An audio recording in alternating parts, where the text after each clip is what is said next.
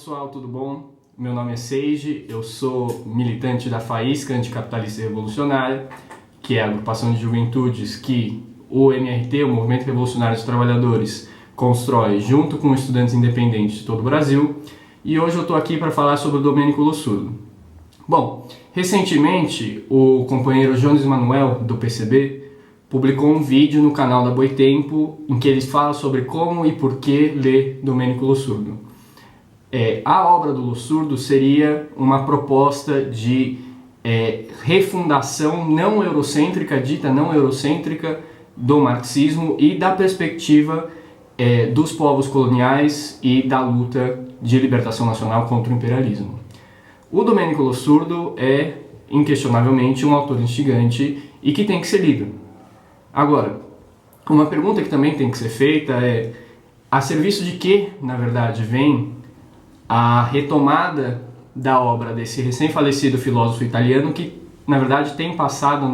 aqui no Brasil, muito estimulada por um setor da esquerda brasileira? Serviço de que, na verdade, vem essa proposta de retomada da obra do Domênico Lossurdo, de leitura da obra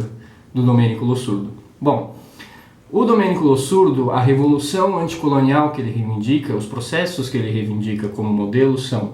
ou por um lado, processos que, apesar de terem tido conquistas importantes, por exemplo, a conquista da independência política formal das colônias em relação às suas antigas metrópoles, não avançaram para a expropriação da burguesia, para uma transformação socialista da sociedade, e inclusive não mudaram radicalmente a posição desses países na economia mundial, não superaram a condição de atraso e de opressão pelo imperialismo desses países, ou, por outro lado, processos como a Revolução Chinesa, como a Revolução Vietnamita, processos que esses sim chegaram à expropriação da burguesia, mas conformaram estados burocráticos em que, hoje, no fim das contas, a própria burocracia dirigente dos partidos, dirigentes dessas revoluções, terminaram elas mesmas restaurando o capitalismo nesses países. No seu último livro publicado em vida, O Marxismo Ocidental, publicado no Brasil aqui pela Boitempo, o Domênico Lossurdo chega a colocar o Trotsky como o principal representante do marxismo ocidental dentre os dirigentes bolcheviques, resgatando algumas antigas caricaturas, por exemplo, a de que o Trotsky teria um suposto messianismo eurocêntrico em relação à Revolução Internacional, que implicaria numa postura de complexo de inferioridade da Rússia em relação ao Ocidente, ou ainda que o Trotsky teimosamente se negava a passar pelo grande processo de aprendizagem que implica toda a revolução que vai ao poder. Bom, isso não podia ser mais distante da verdade. Basta a gente pegar, por exemplo, o debate econômico que se desenvolveu no Partido Bolchevique nos anos 20, com o Trotsky e a oposição de esquerda defendendo a necessidade de avançar com a industrialização, de avançar com a coletivização no campo, de desenvolver as forças produtivas do país, ainda antes do grande giro da industrialização, dos planos quinquenais, da coletivização forçada, ainda numa época em que o Stalin e a ala stalinista do partido, na verdade, se punha contra a industrialização, estimulando uma linha de que os camponeses enriquecessem, estimulando a diferenciação social no campo. Bom, o companheiro Jones Manuel também defendeu a posição minoritária do Domênico Lossurdo dentro da esquerda em relação à China. Domênico Lossurdo, quando veio para o Brasil em 2017, para o seminário de comemoração do centenário da Revolução Russa, organizado pelo Sesc e pela Boitempo, ele veio e no debate dele ele falou que a China vai se tornar um país plenamente socialista até, enfim, meados do século XXI. E mais recentemente, no 57º Congresso da União Nacional dos Estudantes, da UNE, numa mesa sobre guerras híbridas, o companheiro Jones Manuel, que estava na mesa,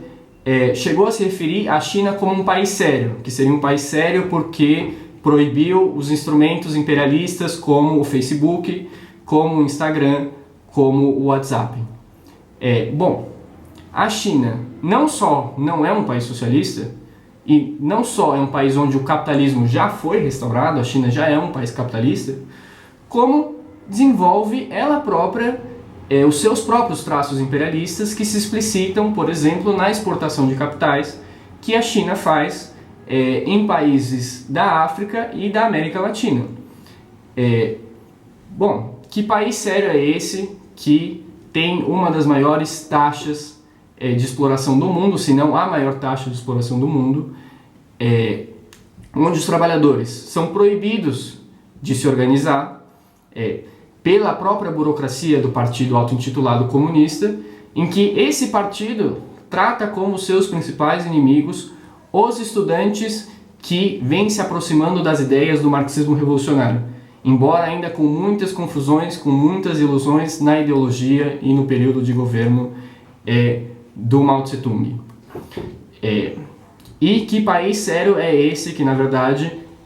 ameaça arrastar o mundo para uma barbárie, não em nome do socialismo, não em nome da emancipação dos povos em relação ao imperialismo, mas de uma disputa pela hegemonia do sistema capitalista mundial, contra os Estados Unidos, com quem a China está agora travando uma guerra comercial. Então, um marxismo que não seja eurocêntrico e que coloque em primeiro plano a luta contra o imperialismo não pode prescindir da teoria da revolução permanente do Leon Trotsky, que é uma teoria que não dissolve a classe trabalhadora dentro do povo ou dentro da nação, mas sim explica que só o proletariado, conquistando o poder político e conquistando a hegemonia sobre o conjunto dos setores pobres e oprimidos da sociedade, pode levar adiante as tarefas de libertação nacional, pode levar adiante as tarefas da revolução anticolonial.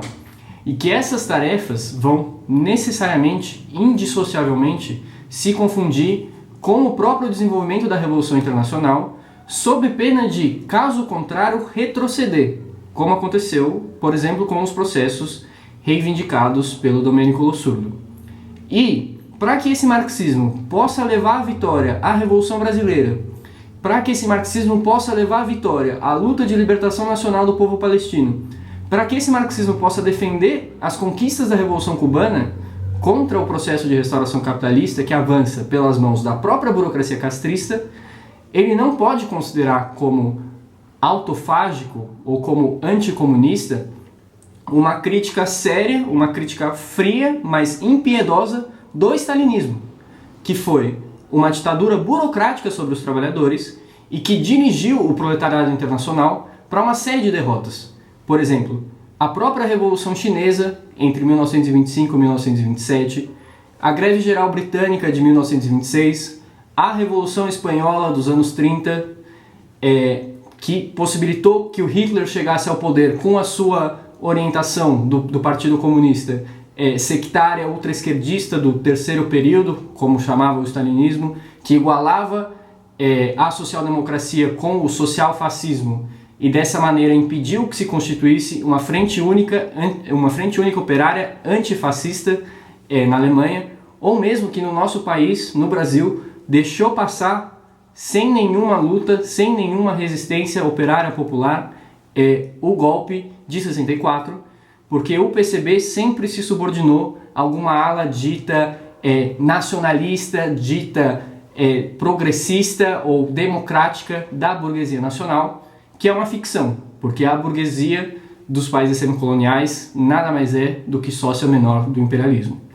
Então, esse é o debate que está colocado. Convido todo mundo a debater, convido todo mundo também a conhecer a Faísca, Juventude Anticapitalista Revolucionária. Nós estamos no Facebook, estamos no Twitter, estamos no Instagram, estamos no Esquerda Diário, onde você pode conhecer melhor as nossas posições, onde estão as nossas matérias. Convido todo mundo a debater, convido todo mundo a nos conhecer e vamos então construir uma juventude anticapitalista, anti-imperialista e revolucionária.